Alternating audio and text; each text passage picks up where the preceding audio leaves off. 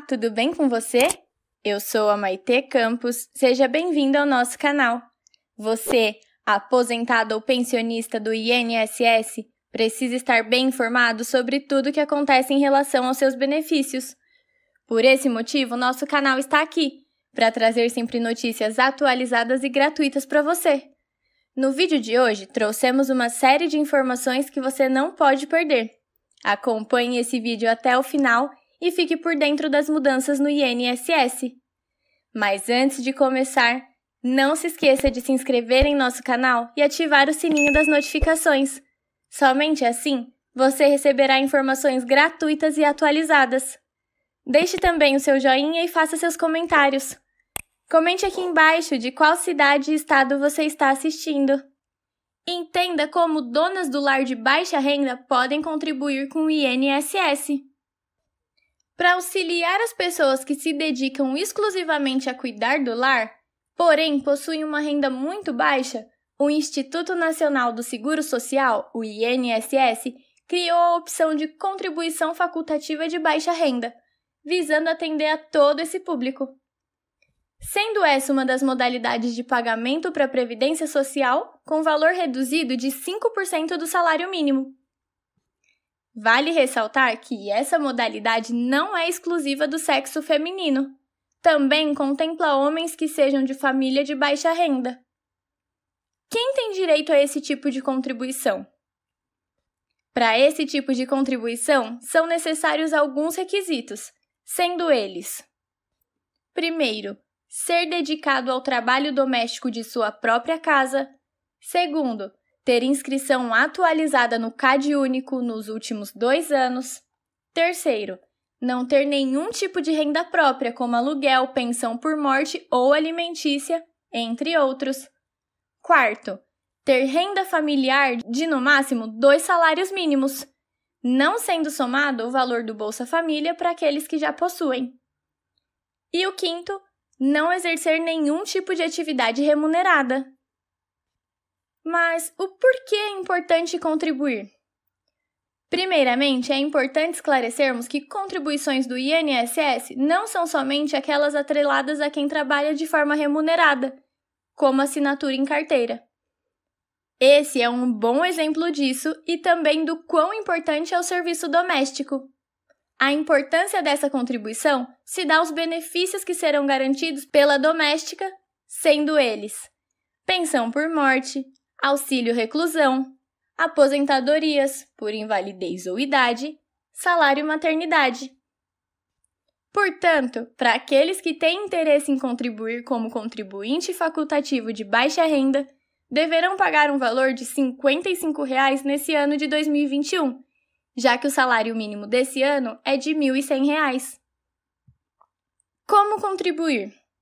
É simples, basta você acessar o site ou a plataforma Meu INSS e realizar a inscrição. Lembrando que para aqueles que já foram segurados da Previdência Social, não será necessária uma nova inscrição. Acessando o site, basta ir em GPS, Guia da Previdência Social, e informar um dos códigos, sendo eles 1929, para segurados que vão efetuar o recolhimento mensal, e 1937, para os facultativos de baixa renda que vão realizar o recolhimento trimestral. Ou então, você pode entrar em contato através da central de atendimento no número 135. Fonte: Portal Diário do Povo. INSS pagará para menores sob guarda uma pensão. Supremo estendeu o benefício que só era concedido a quem é adotado ou tutelado. Por 6 votos a 5, os ministros do STF, Supremo Tribunal Federal, decidiram estender o direito da pensão por morte a menores sob guarda.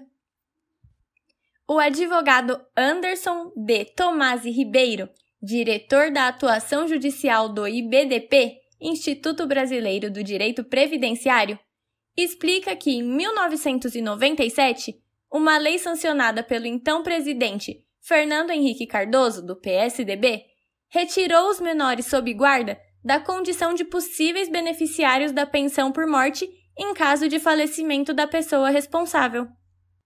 Com isso, O benefício só poderia ser pago a crianças e adolescentes que fossem adotados ou que estivessem sob a tutela do segurado morto.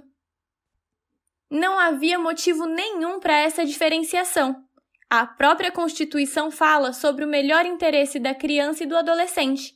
Não pode haver distinção. Criança é criança, independente do vínculo. Foi um avanço bem importante nesse voto, diz o advogado.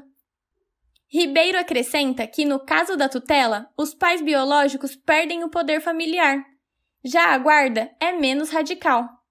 O pai ou a mãe que não possui a guarda do filho não necessariamente perdeu o poder familiar. Eles continuam sendo responsáveis pela criança ou adolescente em todos os aspectos jurídicos, explica ele.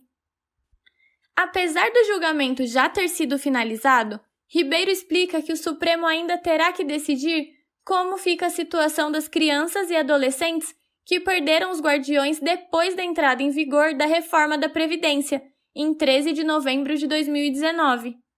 Isso porque a Emenda Constitucional 103, que oficializa a reforma, classifica que equiparam-se a filhos, para fins de recebimento de pensão por morte, exclusivamente o enteado e o menor tutelado, desde que comprovada a dependência econômica. Ou seja, os ministros terão de especificar se a decisão também altera o texto da emenda ou apenas o da Lei de 1997. O INSS e a Advocacia Geral da União foram procurados para comentar sobre a decisão do Supremo, mas ainda não se manifestaram. Mudanças na pensão por morte. O que foi julgado? O STF decidiu que os menores sob guarda também devem ser beneficiários da pensão por morte. Esse grupo havia perdido a proteção legal após a lei aprovada em 1997 no governo de Fernando Henrique Cardoso. Entenda a decisão. A Lei 9.528 de 1997 modificou a Lei Geral sobre os benefícios da Previdência e passou a considerar que somente os enteados e menores tutelados equiparavam-se aos filhos como beneficiários na condição de dependentes do segurado morto. Ou seja, por não serem equiparados aos filhos, as crianças e adolescentes sob guarda não tinham direito à pensão em caso de morte do guardião. Por 6 votos a 5, o STF entendeu que os menores sob guardas devem ser equiparados aos filhos e, portanto, podem receber também a pensão por morte. O que ainda precisa ser resolvido? Se a decisão vale para os óbitos ocorridos após a reforma da Previdência, que entrou em vigor em 13 de novembro de 2019. Conheça as diferenças. Tutela é concedida quando há suspensão ou perda do poder familiar pelos pais. O poder familiar é um conjunto de deveres e direitos que apenas os pais detêm sobre os filhos e, quando por algum motivo esse poder familiar é retirado dos pais, a criança ou adolescente é entregue em tutela para terceiros. Esse terceiro pode ser o Estado ou alguém da família. A perda do poder familiar pelos pais pode ocorrer por decisão judicial ou em razão da morte dos mesmos. A guarda é uma medida jurídica menos abrangente e radical do que a tutela. O pai ou a mãe que não possui a guarda do filho não necessariamente perdeu o poder familiar. Eles continuam sendo responsáveis pela criança ou adolescente em todos os aspectos jurídicos. Valor do benefício. Após a reforma da Previdência, o cálculo da pensão por morte mudou. Ele é de 50% do valor da aposentadoria recebida pelo segurado que morreu. Caso não fosse aposentado, o INSS paga 50% do benefício por invalidez a que ele teria direito, mais 10% do valor por dependente, incluindo o cônjuge, até o limite de 100%. Por exemplo, se a pessoa ganhava uma aposentadoria de R$2.000 e tinha 2 dependentes, a pensão recebida pela família após a morte será de 70% do valor do benefício, ou seja, R$1.400. Fonte: Mix Vale. E mais uma notícia! Saiba como fazer a abertura da CAT no INSS esse ano. Serviço para o trabalhador ou a empresa comunicar um acidente de trabalho ou de trajeto, bem como uma mudança ocupacional. O documento pode ser usado em outros órgãos além do INSS. Esse pedido é realizado totalmente pela internet. Você não precisa ir até o INSS, a não ser quando for chamado para alguma comprovação. Atenção! A empresa onde o empregado acidentado trabalha é obrigada a informar o acidente até o dia útil seguinte. Caso o acidente resulte em morte, a comunicação precisa ser imediata. Caso a empresa não cumpra essa obrigação, podem registrar a CAT o próprio trabalhador, dependentes do empregado, entidades sindicais, médicos e autoridades públicas. Preencher e enviar o formulário de comunicação do acidente de trabalho. Acesse o formulário, escolha o tipo de CAT, informe os dados necessários para concluir o pedido. Documentação em comum para todos os casos. Informações do empregador, como, por exemplo, razão social ou nome, tipo e número do documento, CNAE, endereço, CEP e telefone. Informações do empregado acidentado, como dados pessoais, salário, número da carteira de trabalho, identidade, NIT, PIS, PASEP, endereço, CEP, telefone, CBO e área. Dados sobre o acidente, dados sobre a ocorrência policial, se houver. Saiba como solicitar o extrato de contribuição no INSS. Pedido feito pelo aplicativo ou site do Meu INSS, o documento sai na hora. Já com agendamento na agência, o documento é entregue ao final do atendimento. Em caso de dúvidas, você pode ligar na Central 135.